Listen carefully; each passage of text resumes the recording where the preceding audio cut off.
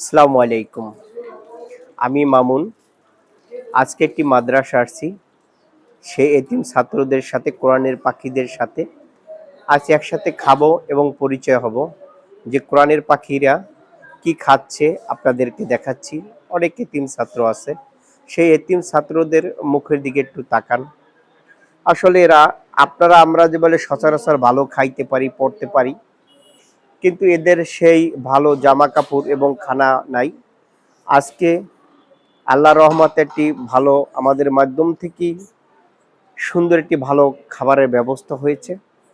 সেই ভালো খাবারের আজকে খাবারের তালিকা আছে ডিম এবং রোস্ট।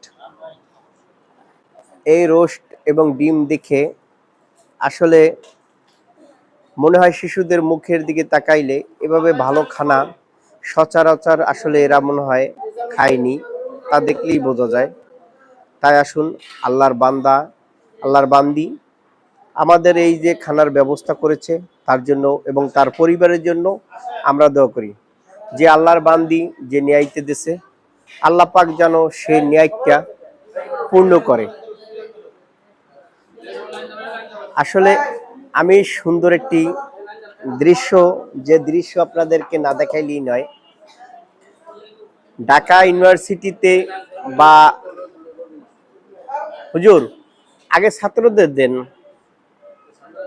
ঢাকা ইউনিভার্সিটিতে আমরা দেখি কি ছাত্রাবাসে খানা নিয়ে প্লেট নিয়ে মারামারি ধরাধরি, আর মাদ্রাসার ভিতরে দেখি কত শৃঙ্খল ভাবে সুন্দরভাবে এক এক করে আসছে। ভার্সিটি এবং জেনারেল শিক্ষিত যেখানে সেখানে খানা নিয়ে হট্টগোল শুরু হয়, আর এখানে সুশৃঙ্খল ভাবে কোরআনের পাখিরা কত সুন্দরভাবে আসছে সেটা